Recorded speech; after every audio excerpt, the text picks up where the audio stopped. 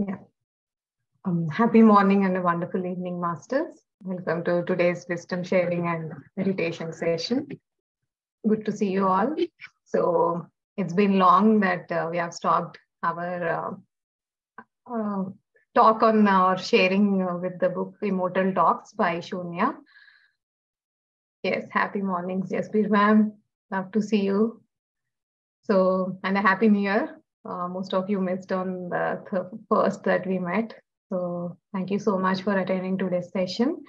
So Masters will continue with the discussion or the wisdom shared by Hanumanji through this book, Immortal Talks. So just a recap to this book, Immortal Talks.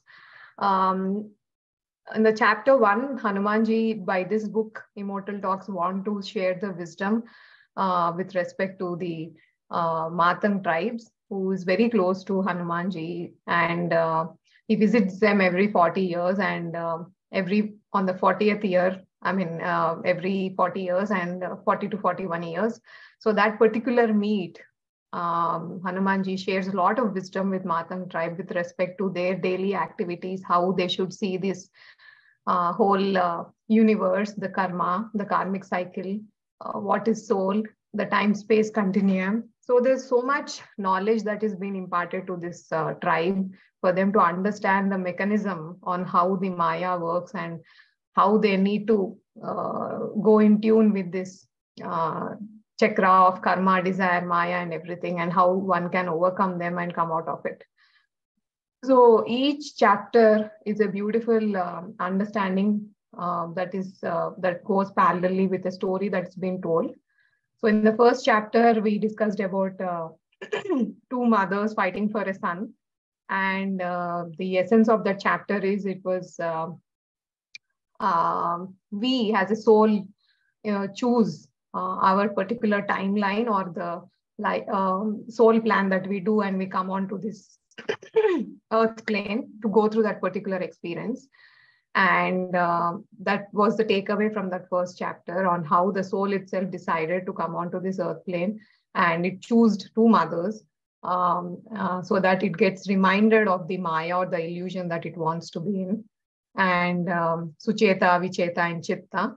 So that's a beautiful names that were given even to the characters to make us remember that there is duality in this particular illusion that we are living in, and we always have to be reminded of it. Excuse me. Of the illusion that we are living with the respect to the Maya, external Maya. And the second chapter is about mermaids, where Hanumanji beautifully explains about the concept of emotional attachments. And he explains about 9 different emotions and how each emotion we relate to the people around us with respect to each emotion. We have anger, we have joy, we have resentment, we have happiness, we are sorrowful. So there are 9 different types of emotions that have been described in that chapter. And when we relate in our day-to-day living with different people, we have an emotional bonding with each of them with respect to an emotion. So how that emotion is described as a mermaid by a beautiful story in the background, and explains that, the Maya pulls us into this cycle of birth and death with respect to those attachments that we develop with respect to people, with respect to things, situations, and all those things, and how it is very important to be detached in our day-to-day living for us to travel this path very easily. And that is all about the second chapter. And this third chapter is titled as Describing the Undescribable. So here Hanumanji is trying to explain us the concept of karma, desire, alternate realities, parallel realities. He's trying to explain us about timelines, different timelines. And it's little difficult to describe with respect to third dimensional understanding. But he tries to explain us how the universe is going to look outside the time-space continuum. So for that, there's a story that happens there, where we have discussed in the previous chapter, where this beautiful Matang tribal woman named Urvi along with her group of companion women, wanted to go to a place where to fetch some firewood for their daily work. And when they go, there's a discussion that happens between the tribal woman and Urvi with respect to one of the tribal women saying that, it feels that the reality that we are in is more like a puzzled garden. We don't know where to exit or which door to open. Only if the proper knowledge is given to us, maybe we can use that knowledge and exercise our free will to go through this path easily with understanding. Otherwise, we are just randomly rolling everywhere, randomly opening the doors, and we are meeting dead ends, and the consequences that we are facing every day is such random, and we blame everyone and also the God sometimes or the universe sometimes for what is happening with us. But the main culprit is that we don't know what we truly are. We don't have that enough knowledge of ourselves as a soul. So we are unable to take proper decisions. So the whole life path looks like, makes us to understand is about understanding one's true purpose of why they have come into this physical body, or why they have made a particular plan for themselves to come into this earth plane. So there's a beautiful discussion that happens between them, which we have discussed in the previous session. So towards the end of the discussion, Urvi goes into has an epileptic attack, and she falls down in the forest, and it was very painful for her. And then two guardian angels, or Ashwin Kumaras, you can name them, who are the considered to be the gods of medicine, come to help Urvi with the concept that they wanted to shift the soul of Urvi from this physical body that she is in, where she's suffering so much, to another reality where Urvi exists, but with a healthy body. So this is the treatment plan that they had. And Urvi has been suffering with seizure attacks since her childhood.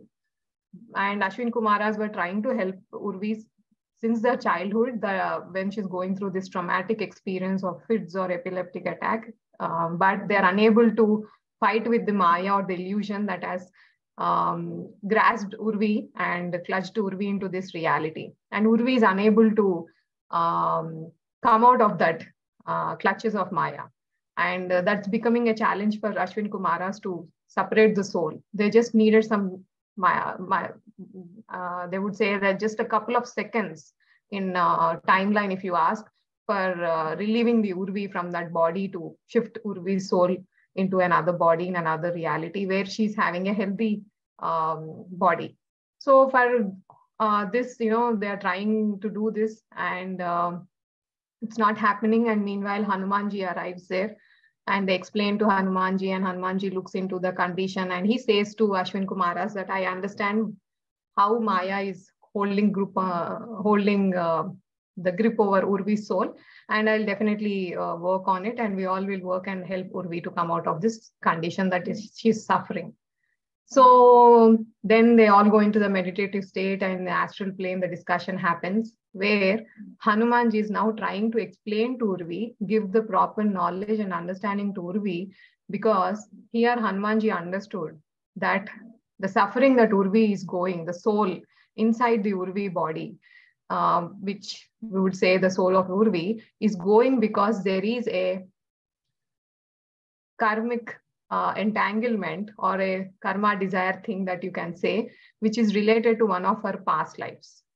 And Hanumanji, to work with Urvi, first he needs to give Urvi the basic understanding of what karma is, what the desire is, what is this time-space continuum about the past lives, how a soul can shift from one timeline to another timeline. So a basic knowledge should be given to Urvi so that the soul of the Urvi doesn't go into a shock suddenly. We can't just randomly remember our past lives or probable future lives, because we know that as a soul, we are going through many lifetimes. We have gone through so many lifetimes in different bodies with different genders, with different social statuses. Because for the soul, it's only about the experience.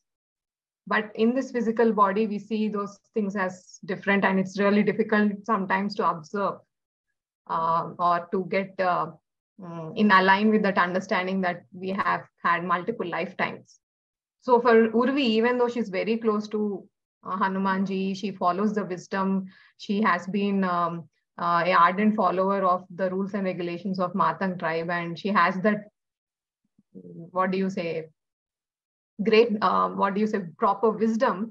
Even though after that, Hanumanji wants Urvi to give a proper wisdom before he starts working with her. So more than that, in this story on the background, he wants us to explain to the viewers or the readers that this is how the universe actually is, rather than what we know about universe. Because when we see universe in terms of what do we say, in terms of planets, galaxies, or meteorites, or sun, moon, universe. Is we look universe in terms of these objects. Everything should be in a shape. It should be round, square, or everything like in terms of abstract colors and everything. But for a person who is living in the fifth dimension, or who has come out of this time and space continuum, or from the concept of time and space, where there is no time and no space, how does the universe look to them? There is no time, there is no space. How does objects exist there? How does they look? It's very difficult to describe fifth dimension for people living in third dimension. So this is what Hanumanji wanted to explain to Urvi, because he wants to bring the soul of Urvi into the fifth dimension and help her in the transition process. So I'll just share the PPT.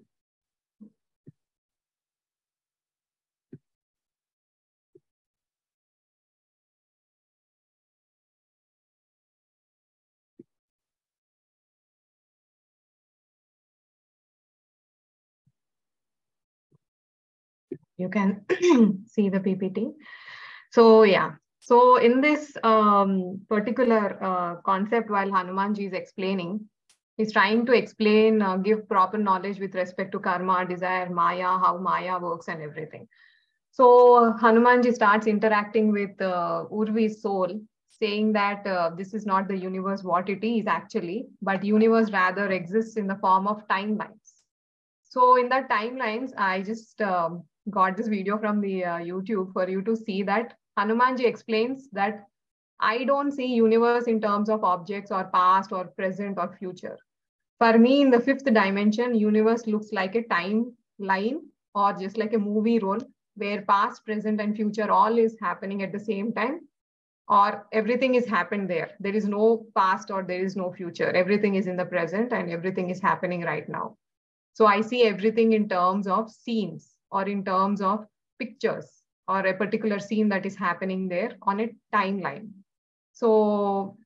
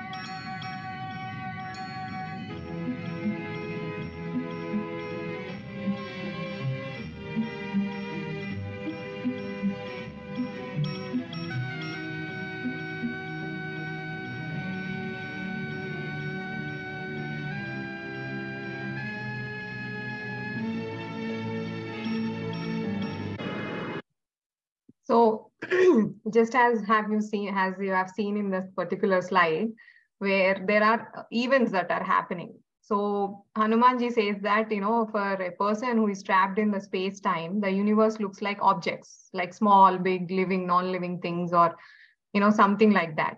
But for a person who is away from this three-dimensional time and space continuum, everything, the whole universe looks like scenes happening on a timeline. So he explains that concept to Urvi, and he explains Urvi that for you to come out of this time and space continuum, you need to drop down your identity as Urmi. You are no more Urmi. And you need to drop your identity with respect to your mind. There should be no memories, nothing. So the space that I am in right now, it is called as nothingness. You call it as shunya. There is no description to this place because it has nothing to identify to. So for you to come into this particular space where I am in, you have to completely remove your identity as Urmi, as there should be no memories regarding to that, your likes, your dislikes, your attachments, everything, just drop it out. I know it is very, and he tells to Urmi that it is very easy for me to say to you, but maybe you see yourself as a speck of light and see that it is coming out of this Maya. And when Urmi tries to observe herself as a speck of light and she comes out of this time-space continuum, then from that nothingness, Hanumanji shows Urmi that this is how the universe looks, which we have shown in the previous slides, where it's just white light surrounded by a web-like T-string-like structures, and each just like a spider web. Suppose imagine that there is a white tube light in the center of a spider web, and each thread of that spider web is a timeline, and each timeline has multiple scenes happening, and there are infinite number of scenes like that happening in the time-space continuum. And after giving that description, he says that if you want to, for example, he goes and shows Urvi a scene where a boy is eating a mango. And he describes that entire scene to Urvi that, the boy is eating mango. It is the boy is enjoying the delicacy of mango. Simultaneously in the background, it's a forest. So there is a sweet smell of flowers and fruits in the air. And there's a chirping of bird sound, everything. A whole scene is happening in that particular timeline. And Hanumanji directs Urvi saying that if you want to live this particular unique scene in a timeline, you can go to that particular T string or a particular scene, as I've shown in the picture right now, where in the video right now, where scenes are happening, just like screens are there. So you can go to that particular screen and you can go there and live that particular scene. And for that, Urvi says that since there is already a character that's being played, right? There is a vibe of person who is standing there eating mangoes and enjoying the scene.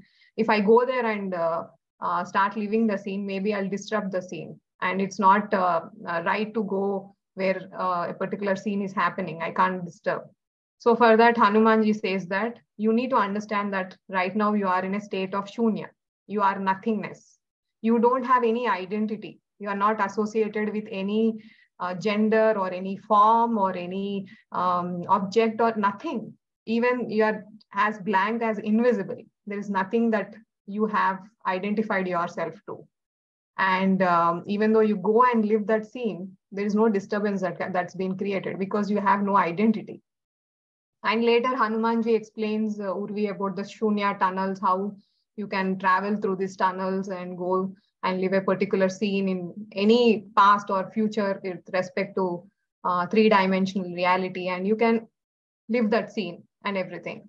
So after the discussion between Urvi and Hanuman, soul of Urvi and Hanuman, where he explains that when you are in the state of nothingness, in the state of shunya, you have no experience because there the boy is eating a mango and you have no experience like how the mango smells, and you lack the experience that would help you in identifying different objects. You don't have experience of how a tree looks, how a house looks, nothing.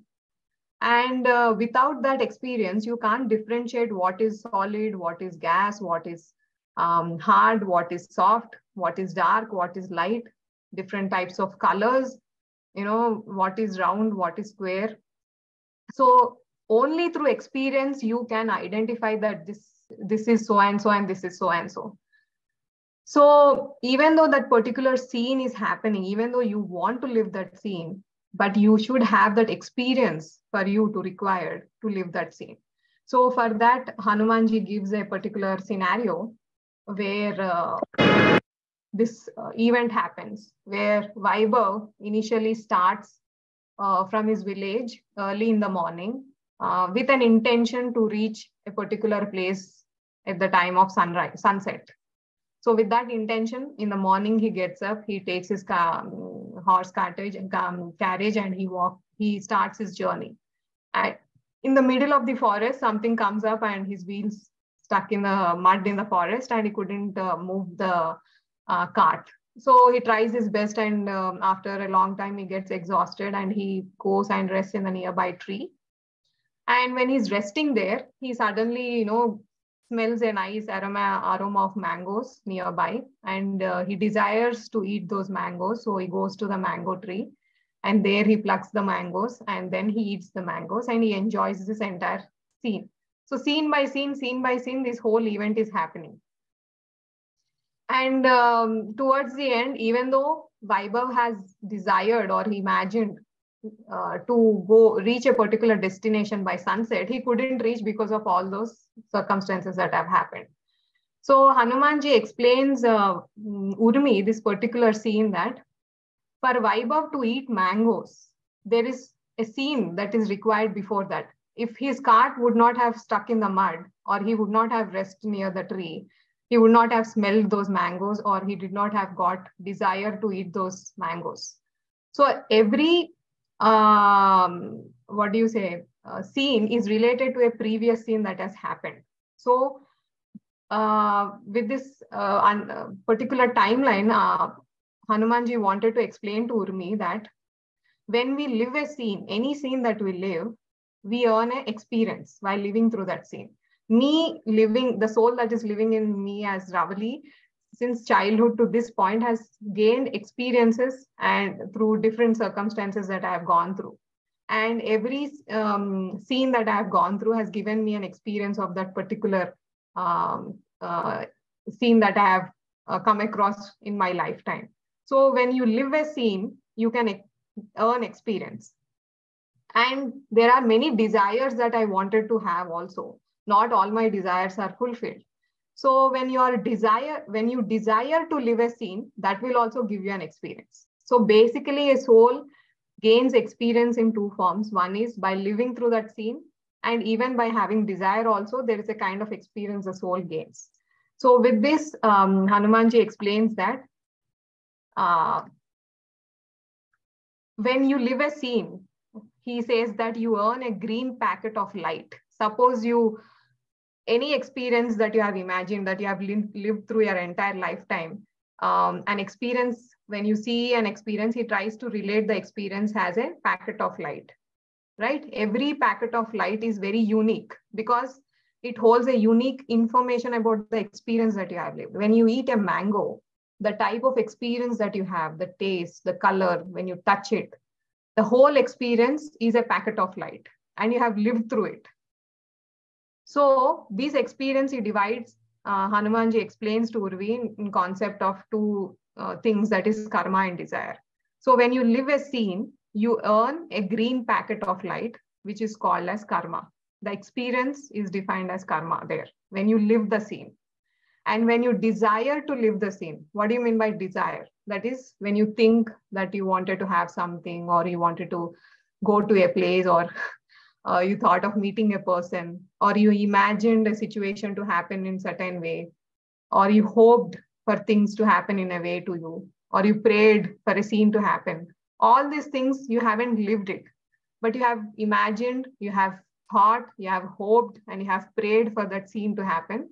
Now that comes under the category of desire. So if you have lived through the scene, you get a green packet of light in the form of experience called karma. If you have desired to live through an experience, then you get a red packet of light with that experience in the red packet called as desire.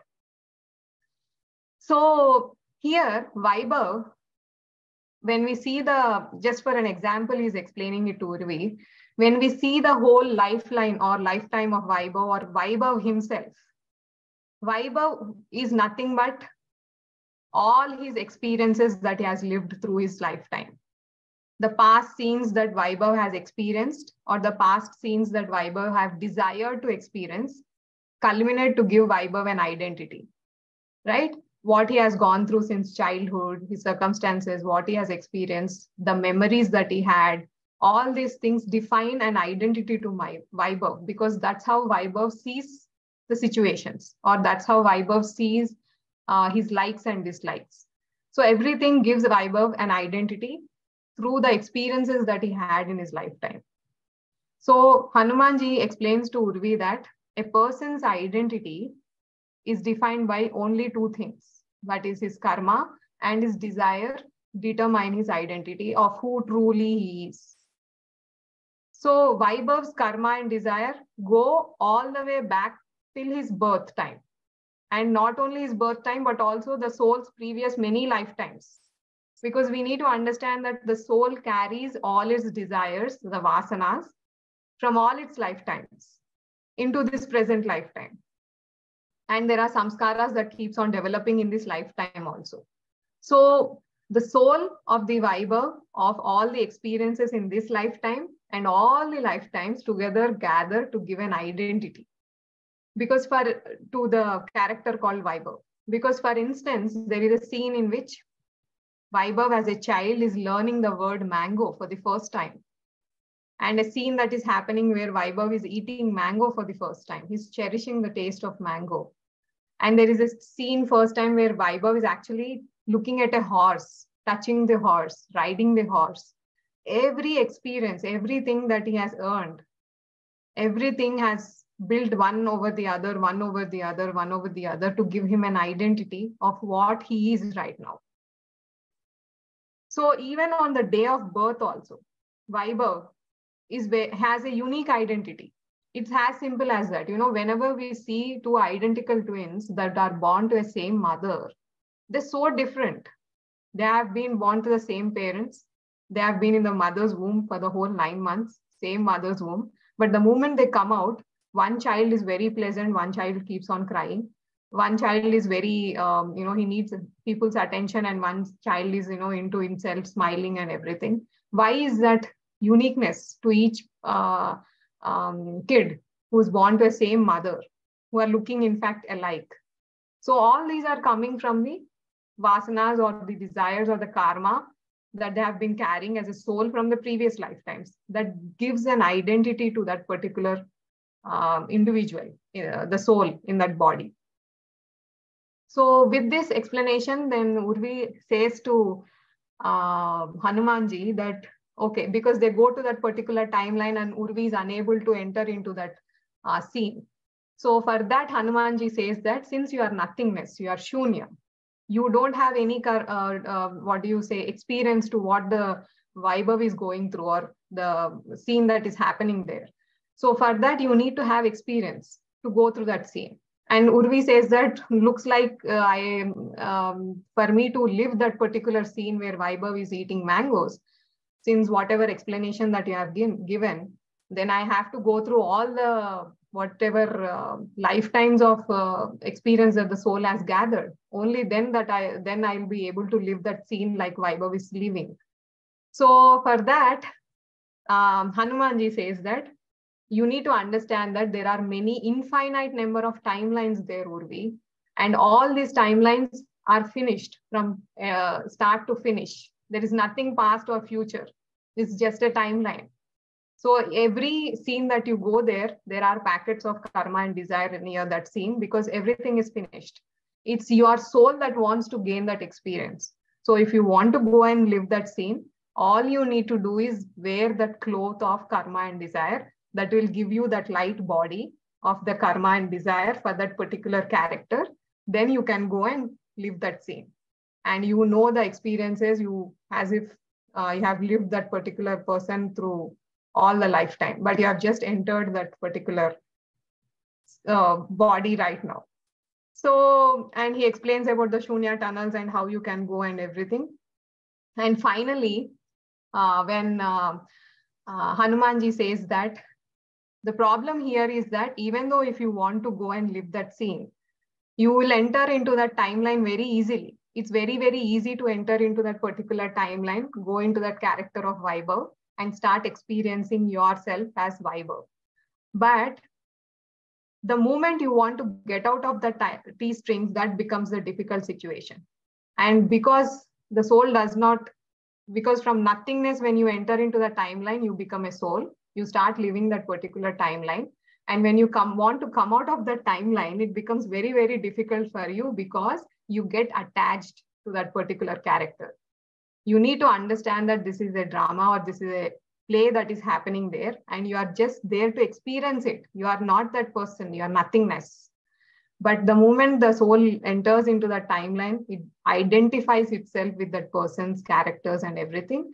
And eventually the soul ends up living millions of scenes before returning back to nothingness, because it keeps on gathering more karma, more desires, and the process keeps on happening.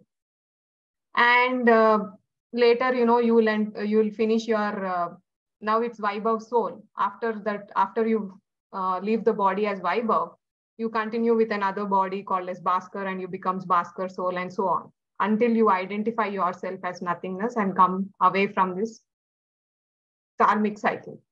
So after this explanation and everything, Urvi says that, okay, now I understand that, everything is good, Hanumanji, but how should I come out of these three strings? Even though if you are telling me to go and live the Vaibhav scene, if I enter there, how should I come out of it? Please give me the knowledge regarding to that.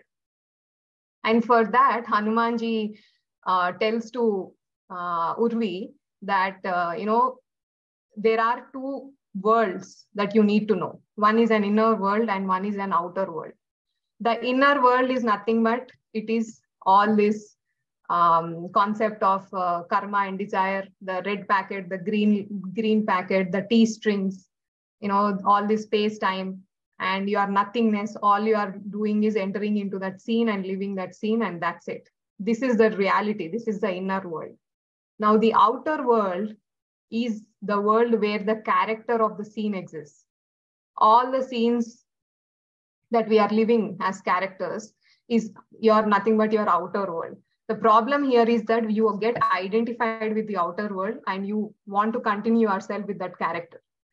So the ordinary soul usually forgets about this inner world. And immediately when it enters into the timeline, it gets attached to the outer world and it starts living the scene. And it's glued and it's attached to that scenes, the situations, the people, the things and everything. And the outer world seems like a huge illusion. It's a Maya. It keeps on tempting you in many, many, many ways. And in that process, you also get enslaved to her. And that's the problem. So after this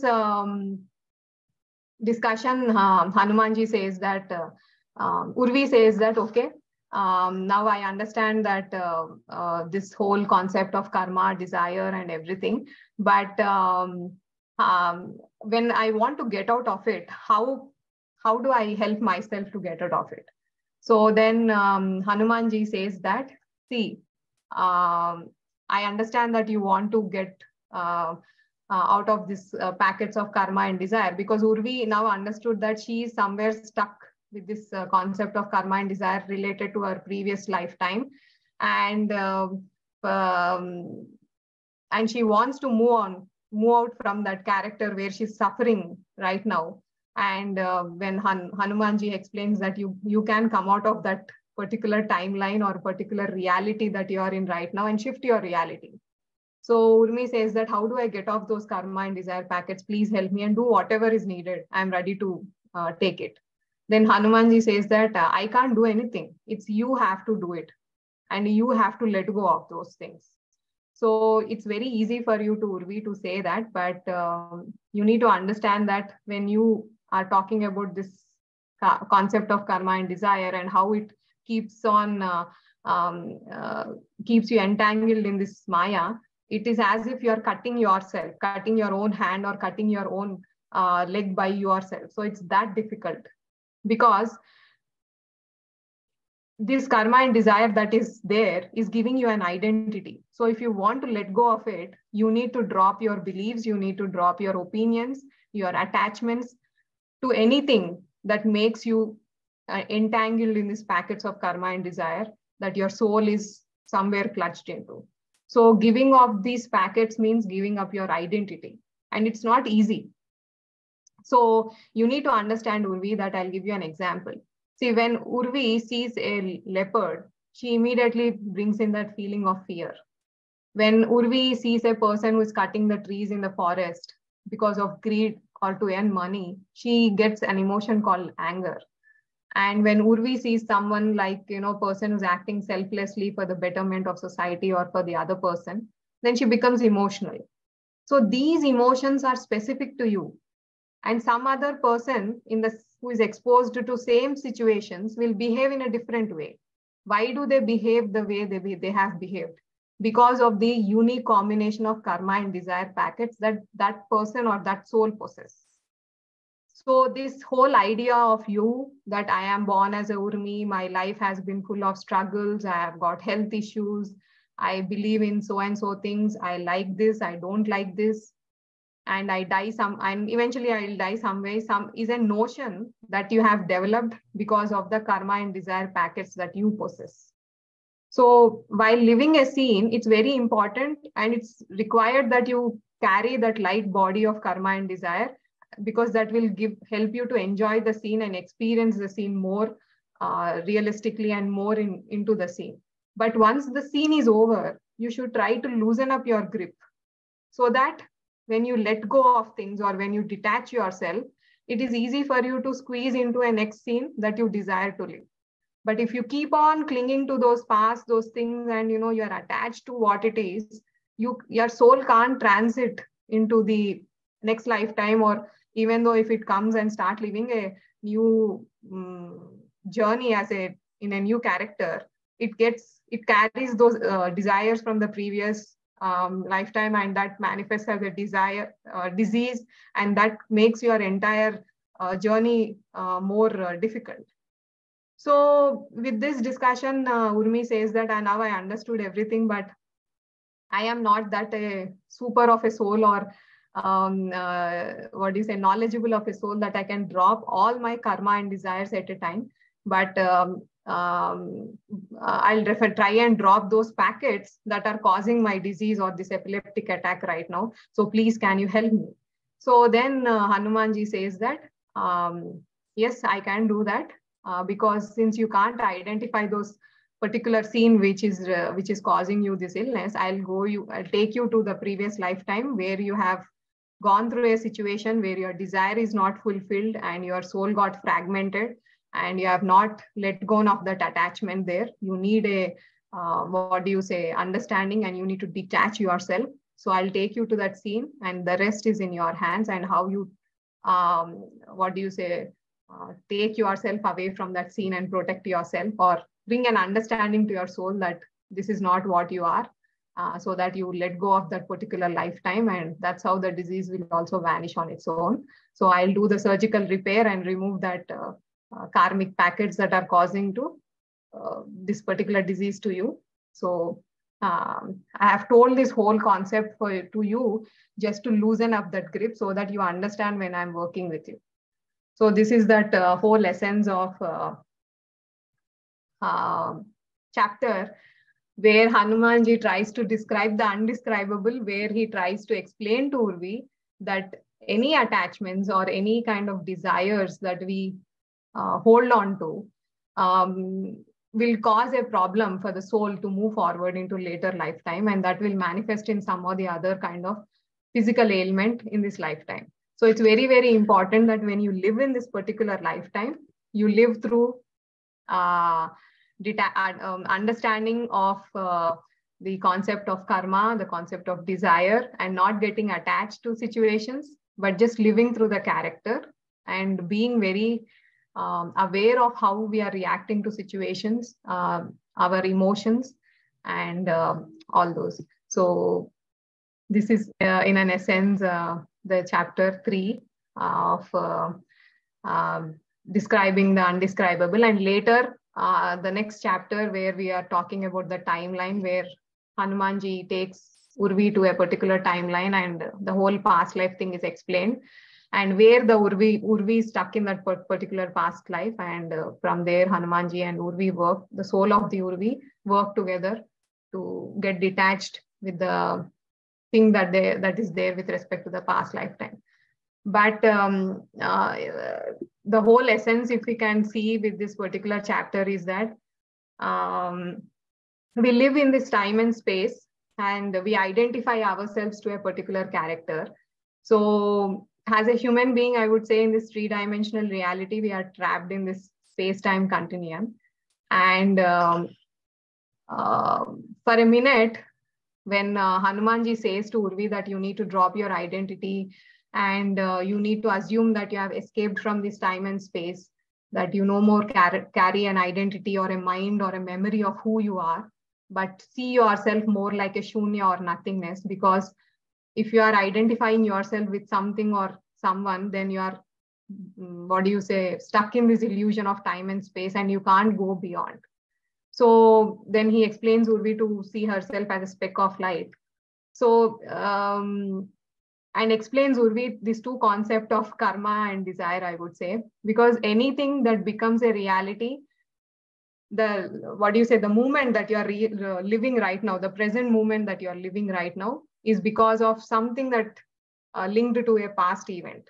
And how you define your present moment will define your probable future, not a fixed future, but a probable future.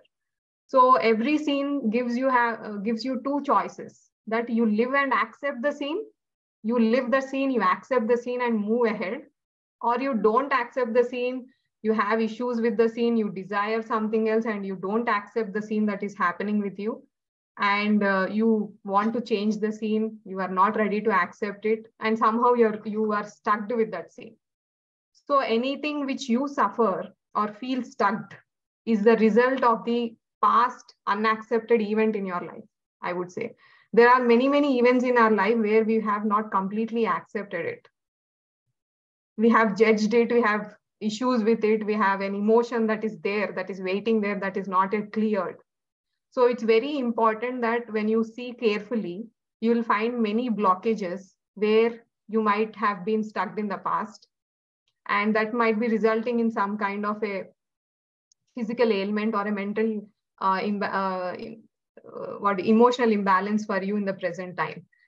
So here Hanumanji explains to Urvi that you can go and relive your past. In a way, he says that all you need to do is enter into that particular scene where you feel stuck, where you feel yourself stuck and you have not accepted it completely. And when you come into this state of nothingness, you have an opportunity to go to that particular scene, release the desire and change the scene. And that is how your present is very important, because when you start living in the present more, then you are not stuck with your past consequences and you make a probable better future. And even when you go into deeper meditations, that's what happens. The more you meditate, the more things change around us. How do they change? I think this is something that happens. I think you go into that state of nothingness and you accept your past, or you release your desires. So that's what Hanumanji is trying to explain to Urvi. And I mean, the concept of karma and desire, I would say we have discussed mostly in the last session where we talked about Sanchita karma, Agami karma, and Prarabdha karma. But to put it in a very short way, I would say that soul has been doing karma in every lifetime. Every moment of our life, we are doing karma. So karma is nothing but it's an action. And the consequence of an action is defined as karma. The action that you do and the consequence of that action comes under the headline of karma.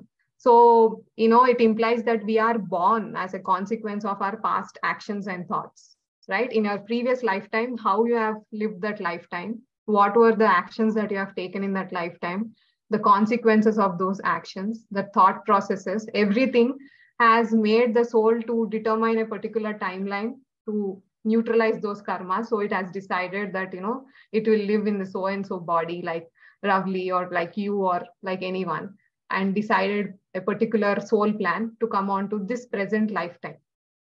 So Here, actions does not mean just like physical actions, but also in terms of thoughts, your desires, everything. So this life has a cause, and what we do in this life will have a consequence in the future. So we have to see the big picture to understand your life at present. There is a reason for certain things to happen that way, and there is a way you can get out of it. You can alleviate yourself from that also. So karma in general indicates that everything is a journal. I would say karma is a general term that indicates everything. It indicates your entire life. And your life comes as a consequence of something, or whatever you choose and do will bring about some consequences in the future. So this present lifetime determines your future lifetime also, the probable next lifeline that you're going to have. So this life is an opportunity to make a different choice, considering, the thoughts and the circumstances that we come across. Because now we have a free will to choose situations in a different way, with more awareness, understanding our emotions and all those things. So, and it's also told in Bhagavad Gita that, nothing you have learned or nothing you have practiced or did sadhana will go waste. Nothing goes in vain. It will help you in the future lifetime. That's how the energy keeps on building up. So nothing goes waste. So for soul, it's a chain of lives. It's just a series of lives that it wants to experience and it wants to gain the knowledge. But in physical body, we see it in a different way. So in that way, we would see the karma, and the desire is something that makes a person to do karma also.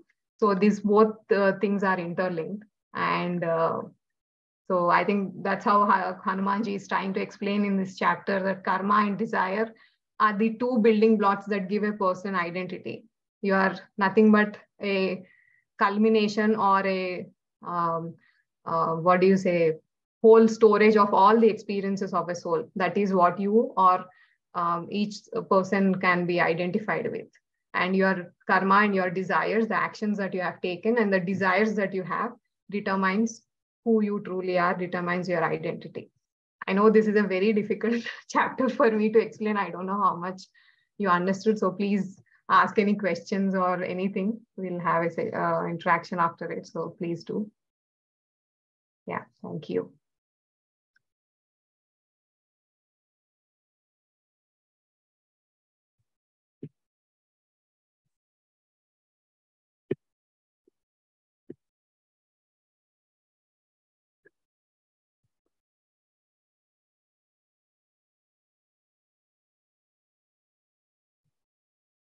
Yeah, masters, please, any doubts or anything, please do share.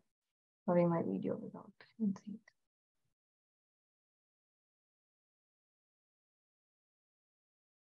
Or else we'll go into meditation.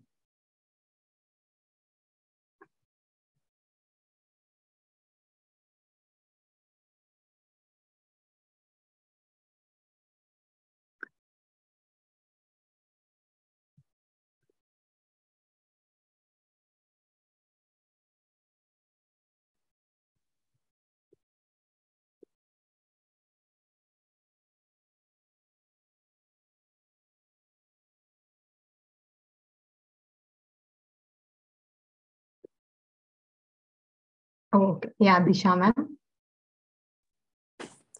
Yeah, hello Rabbi ma'am. Thank you. Thank you for the session.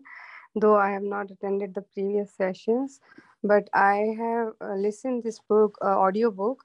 But when I was listening you, it seems to be totally new. I was not remembering anything what I have listened before. So the timeline you had explained, that was very wonderful. And I understand that concept very well. But about the karma and desire, so what I understand, karma is like, it's not only what we do, it's like what we see, what we hear, what we say. It's included all these things which we are doing with the senses. So I'm confused here because sometimes we desire also to see something and to taste something. So that remains in the desire Yes. category. Yeah. See, as I have explained in that PPT, yes, karma, as you have said, is whatever you action that you do with respect to your jnanendriyas and karmendriyas, right? So Yes. your sense organs and the actions that you do with using them, with your physical body. Um, so here, when you're talking about the desire, we have plenty of desires. Many of the desires we try to accomplish. So that red packet becomes green packet. Now, there are many desires that are not fulfilled in a lifetime. So that desire is something which is energy form that is there. Because somewhere you need to understand that karma comes from desire. And the desire is something which is there for a soul because it is still in a stage of ignorance. Because it still thinks that it's not complete. So it wants to have that desire so that it has a completion or feels completed. But when you have that greater understanding that you are Sachitananda or they are that immortal self, that you have everything that you want and nobody can touch you, nobody can hurt you, or you can't be hurt with anyone. You are the whole universe in itself. When that contentment comes, even though you don't need it, but you feel contented without that also, then the desire no more, what do you say, exists. So until and unless you get desire, he explains somewhere that, just for an example, that your friend visits you and he says that he went for a vacation or everything somewhere. And for a moment of time, he shows the pictures, he explains where he has eaten the food and everything. So for a moment, just for a fraction of second, you feel like, yeah, I wish I will also go there sometime. So that desire comes up. It's happening for a fraction of second. And for many, many years, you won't even feel like going there, or that thought might not come for you. But still, that's a desire that is entered into the karmic account of the soul. So soul wants to live because there's a desire that has sprouted out. So we like that you can imagine how many amounts of what do you say, how much amount of desire that we keep on having every day in our life. So for that to come out of this karma and desire, we need to break that cycle somewhere. So not every wish might not be fulfilled. There might be many things we don't accept that is happening in our life. Sometime we'll wish, yeah, I feel like, I might have some other person as a husband or some other person as a wife for a minute second also. It might happen sometimes. So that is a desire that is happening because you're not somewhere, you're stuck. You have not accepted the situation.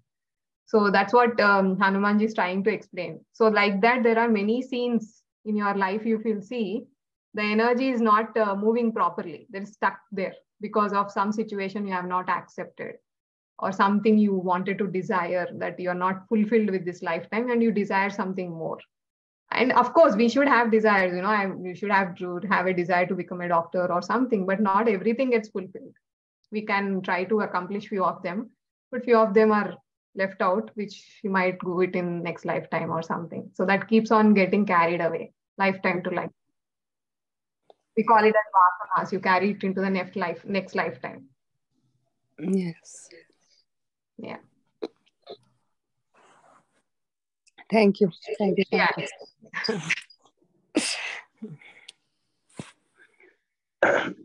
Thank you, Andy. This is very nice summary. I read this book long time back. Yes, sir. And book does a beautiful job of explaining multiple concepts. Like some of them is this whole world is a drama stage, and if I am playing as a Rama or Ravana, I have to play as a Ravana. It doesn't mean like I should not go on the stage and start fighting. No. So acceptance is the biggest thing, and the other things came to my mind is to escape out of it. She asked, how do I escape out of it? You have to go back, which reminds me of the Ramana Maharshi's Who Am I? We need to think that, then only we will get out of it. Otherwise, we are attached to this whole things like my son is not following what I told. Those resentments, all these things are building up in our this web. Yes. So But I appreciate you bringing up the different pictures to make it complex subject to understand by other people also. Very nice. Thank you. Yeah. Thank you, sir. Beautifully typed here. I'm just Yeah, reading it. Think, judgment, yeah, resentment, desires, yeah, all are yeah, adding to our bank of karma. Yeah, yeah. that's why contentment and acceptance is important. Beautifully said, sir. Yeah. Thank you.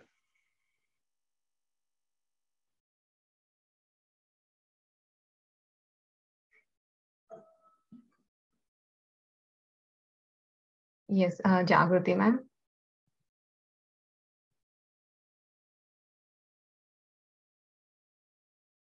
You can unmute Jagruti, ma'am. You have raised the hand. Okay. Very beautiful morning and evening to all the participants. Lovely ma'am, it was a very beautiful explanation by you. What I wanted to confirm is that this is absolutely true that whatever we think, whatever our desires are, we act accordingly, and we have to face the consequences of our every action, including all our thoughts. But at the same time, it is also mentioned in Bhagavad Gita that as we go on achieving knowledge, the righteous knowledge, our knowledge, it burns all our karma.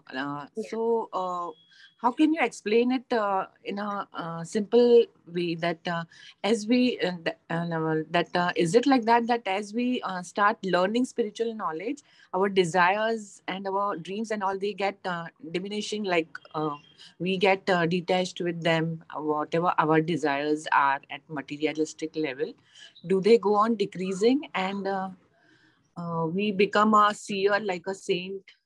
Is it that way? Oh, okay.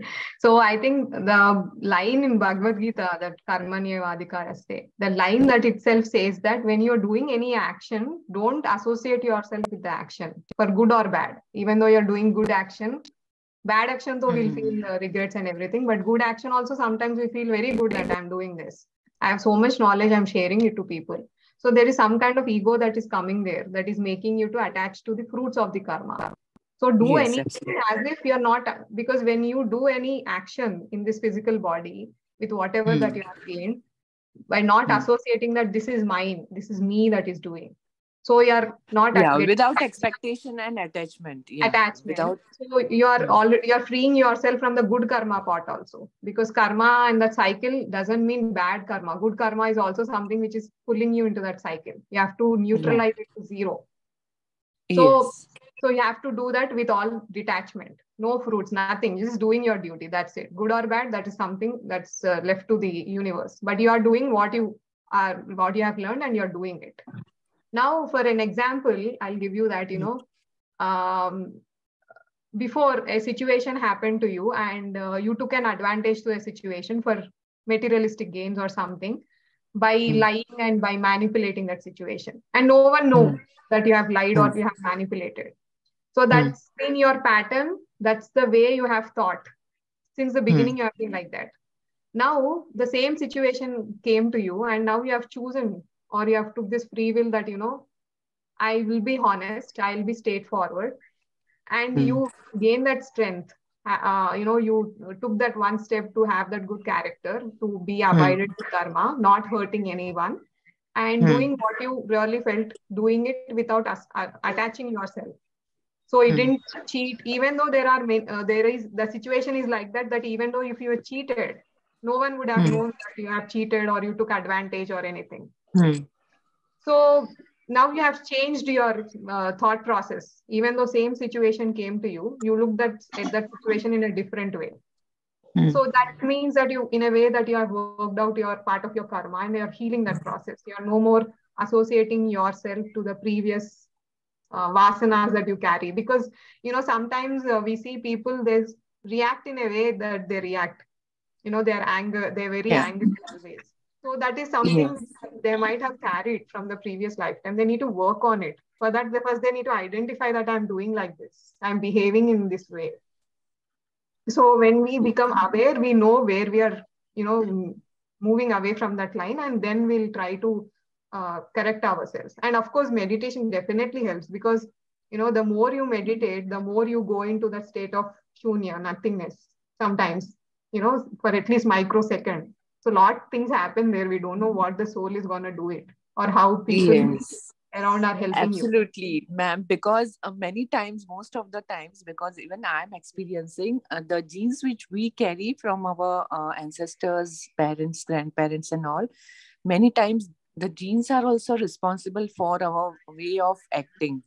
So we have to rise above all these, like what it is. It was explained by Gaurav sir, epigenetics, and we have to just keep on balancing our karmas, because it's very true that in meditation we realize that what wrong and what right we have done till now. So the best way is to just continue doing the good karmas, being detached and without any attached expectations. Yeah, Yes. yeah. Because Yes, absolutely. the genes part comes from the family, what do you say, Yes. terms that you carry, is carried to you Yes. also. So Yes. when you are aware and you really see what is right, what is wrong, you try to gain the knowledge. Yes, but here we have to do a very conscious and sincere effort in to follow epigenetics, because it's not that easy. Because I'm experiencing, I'm following the same thing, and it's a bit harder for me. So thank you so much, Ravli ma'am. Beautifully explained. Thank you. Thank you. Yeah. Thank you, Yeah. Ravli ma'am. You explained it very well. But one thing is, her question is, by gaining more knowledge, what happens? My previous karma will go away. That was the question she asked. So here is the where meditation and knowledge go hand in hand. Like today, you explained this concept. Tomorrow, if I am in a similar situation, I won't react the same way. So this knowledge session is giving us the awareness which we don't have before. Before I get angry if somebody does something, but now I will have different awareness. So that's why knowledge needs to increase. That's why we go into these sessions and learn from each other, to act which is proper way instead of just reacting. Yeah. The right knowledge is very important. Because yeah. True, sir. Beautiful. That is the reason why the situations are going to be analyzed in a different way when you are going through and acquiring the knowledge and wisdom. As we attend the sessions or listening to the masters or reading the books and all of that stuff, then how you are actually taking it with the situation, how you are actually reacting towards that situation is going to change. Okay. That, how much ever knowledge or, wisdom or you gather, unless and until you don't apply that information to yourself, the change is not visible. So the practical, on ground effort needs to be taken. Of course, this is there. I've been hearing a lot of things, but I'm not able to implement each and every thing, because it's gonna deplete a lot of layers. You need a lot of strength to put it into. So because you have to break your belief patterns, as Hanumanji said, it's not easy, because you are trying to break your old identity. Is as if you're cutting your own hand with your own hands. So it's going to be difficult, but you have to put it with the practice. So obviously knowledge sharing, listening to people's experiences definitely will give you that heads up.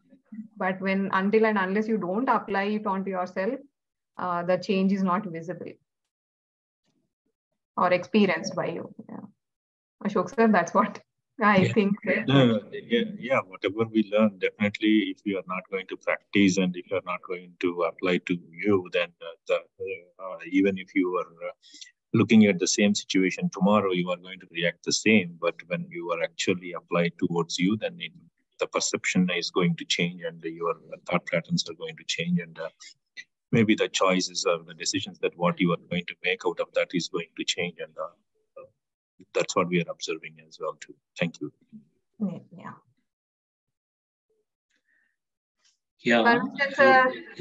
Namaste. I'm enjoying the session. As rightly said, the knowledge, unless it is applied in our own life, it cannot remove the karma. Just by gaining knowledge, yes, that is very important point. And you are talking about desire and karma. Even a thought becomes a karma.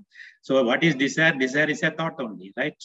Now I'll tell a clear my own example.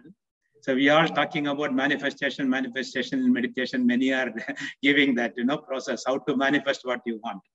Years ago, when Shastri, cricketer, got the Audi car, I was thinking, wow, maybe 20 years or more before. So I was thinking, why not I have a car? How do I have like that? So no way, I just forgot. And when came to the spirituality, then people were talking about manifestation.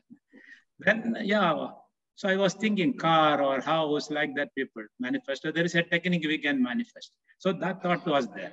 So my desire continued in a different way. But there is a way also there. Earlier, no way, but here I found a way also. There is possibility. And it went on like that. Now, last few years, like that. Why should I need an Audi car? Why should I have a Benz car? My thought changed. Desire gone. Now, last year, that is just past, right? In August, September, I bought a smallest new Maruti car. I'm very happy with it. Other desires lost. So this is how the process goes on. That's all. Yeah. So desire and destiny, or desire and karma, are related, and it is in our hands. And if we apply and if we really understand, otherwise it is only an information. Many people can give a lot of information here, 100 times more than me or you, but are they living comfortably from that knowledge without any problem? That is the issue. So really, karma continues unless and until we apply it. And as Krishna says, the result, karma yoga, is not worrying about the fruits of action. Action has to be done. Yeah. But I am not the doer. The doership goes, then no past will affect us. It will not bother us hereafter. That is so washing away. That's why I say they ultimately come to me, surrender to me, all your karmas gone. So you don't have to suffer again and again. People say, oh, how many janma I have to take? No, but Bhakti Yoga, what he says is surrender to me. Surrender to me here means everything, Sharanagati, 100%. I am not the doer. That is ultimate surrender. I am not the doer. Okay, whatever you are telling, I am just an instrument in your hands. When that fructifies, yes, there is a way to go to the fifth dimension or beyond or whatever. Thank you. Oh, thank you, sir. Please say questions. Sir, Parmeswaram, sir, but what I wanted to ask is that though we surrender all our karmas, good and bad, we will have to face the consequences of the karmas. Though we take ourselves as a non-doer, yet we will have to face the consequences, or no? See, past karmas, what Krishna says, come to me. Krishna or Rama, anybody, come to me means what? That means we becoming that Krishna here. So it can wash off. And consequences like, for example, now I am walking on a road. I am falling into a ditch. It happened once. Now, second time I'm walking, it need not happen because I'm aware. I'll be cautious. So that awareness will remove that. That is how the cause and effect, effect can be. It is there. There is a possibility. But because of the wisdom, I know that, yes, I'm quite aware I am in the present moment. So it will not happen. I will go beyond that without getting affected. Yeah, but... Am I clear? Yeah, but sir, can I add something? Yeah, but... Yeah, because actually... But sir, if I take another example, like if I'm being troubled by someone and for my self-defense, I'm harming that person till the level that I murdered that person. Okay, for defending myself. And I surrender myself. I surrender myself to Krishna. That it was harming me, so I murdered. So will I be forgiven? Like, will I won't be punished, or will I won't face the consequences of this murder? Like case, or any that person's family member will file a case and all that. The process will go on. Will I be forgiven? Like, See, or any such similar types of. Yeah, see, similar many things will be there, but at that time, what is our state of mind? Now we are telling it's a hypothetical for my self-defense, etc. But what is the true state? Was it really needed? Like Panchali is, Vastrabharana. Everybody kept quiet. Dushasana, the Duryodhana, they were, pulling her saris. She just thought of Krishna only, nothing else, lifted her hands up. So he came to the rescue. So that is the real surrender. The self-defense, we say, yes, action is needed, but what action really needed? We don't know what is the state of mind of the person. It matters. We cannot analyze that. So depending on that. So there can be. So self-defense, we say, this is all in the court of law. We talk about all such things. In the material world, we are seeing like that. But what is the truth? What is the reality? Everything is state of mind.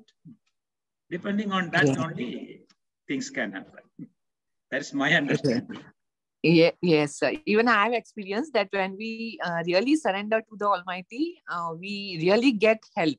And it's so unbelievable and miraculous help we get that it's sometimes it becomes impossible to believe.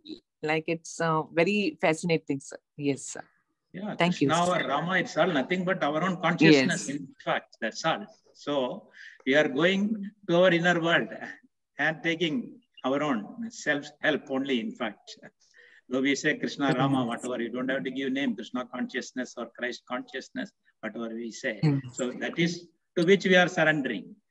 Then many things can be avoided. For my safety, I don't have to harm another always. Yeah. So we justify. Sometimes we do, then we justify. Is it really needed? Depends. Yeah, and maybe my past good karmas may also balance the bad karma which I do. Yeah, again, the bad karma, good karma itself is a question of it is debatable. There is nothing like that. In fact, it's only just karma. That's all, cause and effect. Good and bad, who says? It is my, again, perception. Your perception is different. Yeah, yes. Okay, sir. Thank you, sir. Just action, that's all. Yes, sir. That's all. Every thought, every action has potential to become an impression. Unfulfilled desires. Yes, that is why we are born here. Yes, how to wash off is in our hands, using our wisdom from the masters. Thank you. Sir, good morning, sir. I'm sorry I had to leave for work, so like I'm in the car. But I really wanted to add something here. Jagrati ma'am was saying that knowledge can burn karma. There only like my little understanding after sir, I don't really know. I get nervous when sir starts explaining. But I'll still try to add what I've learned is yes, we've gained little knowledge and we think, but later on in chapter 5 also in Bhagavad Gita, there's one line which really resonates with me. That is Sarv Bhute Hite Rata. That is service. Once you get into service, I think we don't have to really worry about the karmas because yes, we have to face whatever we have done. But once you are in the process of helping people around, I love this line, Sarv Bhute Hite Rata, right, sir? This means that once you get into helping people with whatever you know, in whichever capacity and capability you can, and it's a beautiful journey after that, then I don't really worry about what I have done in the past. I think I'm in the right process now because whatever I'm doing, you said now we have to do practically something about it also. So I'm quite into the practical bit, trying to just be of whatever help I can to anyone. If not financial, then I'm sharing my knowledge. That's what I'm doing. So is that also a process in the same process of burning karma? Again, here also, I am serve man, serve God, said Swami Vivekananda. Yes. But with what attitude you are serving? Again, that matters. Many becomes like NGOs today. Many NGOs are there, what they are doing, and people involved there. So with what attitude? Have we really surrendered and service without any expectation? Is it happening? Then nothing to worry. All will be washed off. Then you are not doing the job of as a person. You are doing the job of the God or the Creator or whatever it is. Then it is different. Yes, that is the universal will. Instead of your will becomes the universal will. Then it will not get affected for this. Yes, sir. So like my profession is still there, but I'm trying to make the best there. I'm in the teaching line. So I'm trying to help my students, my colleagues, whichever way I can, and whichever way as in like teaching them meditation. I think that's the best thing I could do, because the rest journey, they're on their own now. I've taught them how to sit with themselves for half an hour at least, all my colleagues, and students are sitting for 15 minutes. So like now they are, I've shown them the path which I have seen, you know. So that is the service I'm more into. So I am still in work, like, I mean, but I get paid only for my teaching job, not for anything else. So I think that is, can I say that I'm also on the right track? Yeah. Yes, sir, you're muted. Yeah, permission, sir, you're muted. I can only say whether I am right or wrong. It's difficult for another to say. Actually. Again, that's my understanding. Nobody can really say. So, but I feel very happy and content. So I'm sure I'm right, because that's all. Enjoy. Keep going. Yes, you know? Yes. So we don't have Thank to conceptualize you. or analyze. The analysis Right, is sir. the most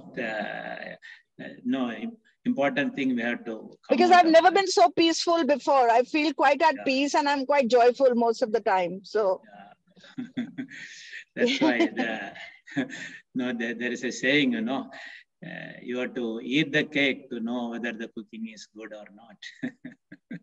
That's all. Right. Yes. That's all. Thank you, sir. Thank you. Hi, Swarna, ma'am. Yeah, Ravali ma'am, thank you very much. Beautiful topic. It's actually very good questions, and we need to be aware of this concept in every step of our life. And yeah, all the answers are rightly said. So gnanagdi dagda karmanam is like, once we know the knowledge, do we not have any punishment? Then yes, we do have punishment. We go through the consequences, but only what we do is we accept completely at the time. So we don't do further karmas, because one karma leads to further karmas, right? If we don't have knowledge, and we do, and we go into, again, we blame, or we blame ourselves or others, right? Then we do further karmas. So with the gnanam, with the knowledge, we aware, we apply, and we accept. Then that karma will not prolong further, and you will not do mistakes. So that's how one knowledge at a time, one step at a time, we that is the meaning of that shloka. So just I wanted to clarify. Yes, we go through the punishment, every single thing, whether aware or non-aware, we will have consequences to face. But what is the difference is whether are we doing for another karma related to the what karma we are doing or not. So that is what. And yeah, for service and everything, if we think that yeah, we are doing service and all, we have to surrender who we are to say we are doing service, right? It's all God's action. So we surrender to higher being or higher self, then we don't have that pride. Otherwise, what we do is we do service and all, and we come home and we feel, oh, I'm so tired, or we expect somebody to do service to us. Just I'm saying, because usually it comes. So we just surrender. So we have that grounded quality. So we still grounded. I'm not doing service. God is making me to do service, this one. So that will kill our ego. We won't go into the ego. So when we do good things, it's very dangerous things. That's what some shlokas also say, because we get into ego. So that time we have to say, oh, there are so many big, Krishna only did so many things. He had gone through so much struggle. Who am I to complain, or what service am I doing? So that's how we have to decrease ourselves. So I just want to give these 2 points. Correction, so a small correction. There is no yes, punishment as per karma. It is only just cause and effect. That's all.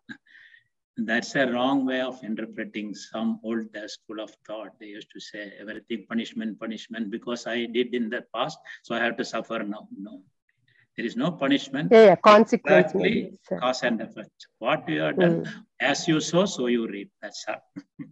Yeah. Yes, sir. Yeah. That is the correct. clarity we should. No punishment. Correct. Means whatever consequences may be, consequences are cause and effect. Yeah. Thank you, sir. Thank you, Masters. Thank you, permission, sir. We'll have a few minutes of meditation before we end the session. Yeah, Masters, just relax.